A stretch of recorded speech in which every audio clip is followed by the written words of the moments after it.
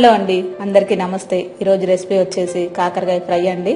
కాకరకాయ వేపుడు సూపర్గా ఉంటుంది టేస్ట్.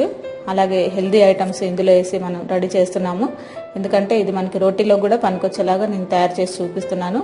మీకు రైస్లోకి పనికొస్తుంది, అలాగే రోటీలో కూడా చాలా బాగుంటుంది. రైస్ కంటే రోటీలోకి ఇంకా బాగా టేస్టీగా ఉంటుంది. ఓకేనా ఫ్రెండ్స్, దీనికి మీరు ముందుగా ఒక అరకిలో కాకరకాయలని గుండ్రంగా కట్ చేసుకోండి. ఎందుకంటే లుక్ బాగుంటుంది. పొడవుగా కట్ చేయకుండా ఇలా రౌండ్గా కట్ చేస్తే మనకి చూడడానికి కూడా బాగుంటుంది. అలాగే ముక్కలు కూడా బాగా ఫ్రై అవుతాయి. దీంట్లో మీరు ఉప్పు వేసి ఒక 2 సార్లు కడగండి, చేదు పోతుంది. లేదంటే మీరు చేదు తినేవాళ్ళు డైరెక్ట్గా కడిగి కూడా వేసుకోవచ్చు. ఇప్పుడు మీరు కళాయి వేడి చేసుకొని దీంట్లో ఒక 2 స్పూన్ల పల్లీలు వేసుకోండి. ఈ పల్లీలు వేయించి మీరు పౌడర్ చేసి మిక్సీలో పక్కన పెట్టేసుకోండి. మంచిగా ఫ్రై అవ్వనివ్వండి. ఒక 2 నిమిషాల పాటు హై ఫ్లేమ్లోనే పెట్టి మీరు ఫ్రై చేసుకోండి. ఇలా వేగిన తర్వాత పొట్టు తీసి మీరు మిక్సీ వేసుకోండి పౌడర్ లాగా. ఇప్పుడు మీరు దీంట్లో 1 కప్పు ఆయిల్ పడుతుందండి.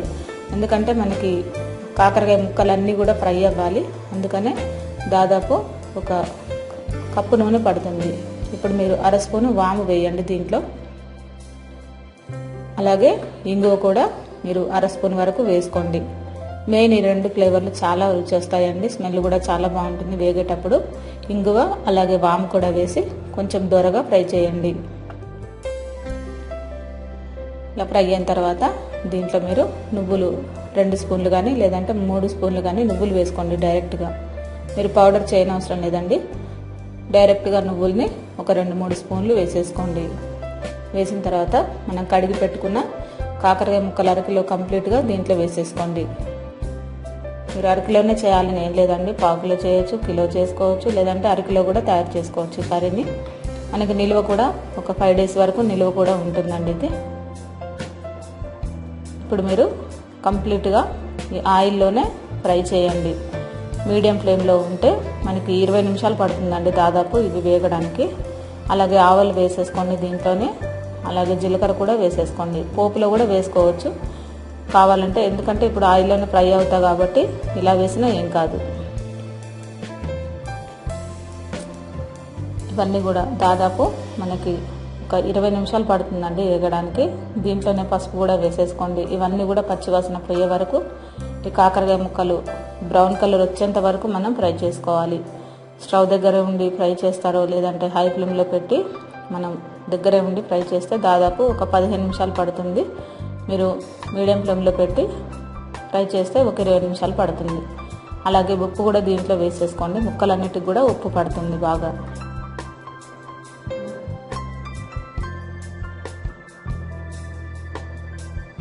ఇవి వేగితే కొన్ని అవుతాయండి. మనకి ముక్కలు ఎక్కువగా కనబడుతున్నాయి, కానీ మనకి వేగిన తర్వాత కొన్ని అవుతాయి అన్నమాట కాకరకాయలు. దాదాపుగా చూసారు కదా, ఒక 20 నిమిషాలు మనం ఇలా మీడియం ఫ్లేమ్లో వేయించుకుంటే ఇలా ఫ్రై అయ్యి ఎన్ని కాలేదు, కొన్ని అయ్యాయి చూడండి. ఇప్పుడు మీరు దీంట్లో చింతపండు రసాన్ని ఒక 2 స్పూన్లు కానీ మీ పులుపు మీరు తినేదాన్ని బట్టి పులుపు వేసేసుకోవచ్చు. చిక్కగా ఉండే చింతపండు రసాన్ని వేసుకోండి. పల్చగా కాకుండా మనం ఒక 2 స్పూన్లు వేసుకుంటే సరిపోతుందండి పులుపు. 1 కిలో ముక్కలకి 2 స్పూన్ల చింతపండు రసం వేసుకోండి. ఇప్పుడు మీరు దీంట్లో 1 స్పూను కారం కూడా వేసేసుకోండి. దీంట్లోనే వెల్లుల్లిపాయలు ఒక 5-6 దంచి వేసుకోండి.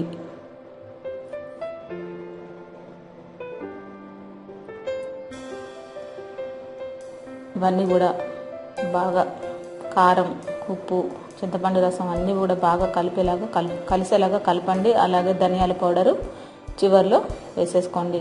ఇప్పుడు మనం మిక్సీ పట్టుకున్న పల్లీల పొడి ఒక 2 స్పూన్లు దీంట్లో వేసేసుకోండి.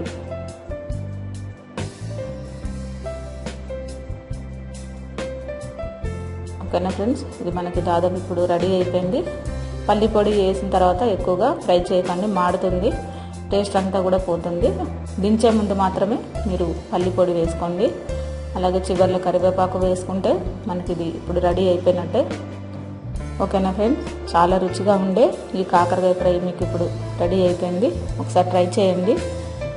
ఇది మనకి 5 డేస్ వరకు నిల్వ కూడా ఉంటుంది ఫ్రెండ్స్.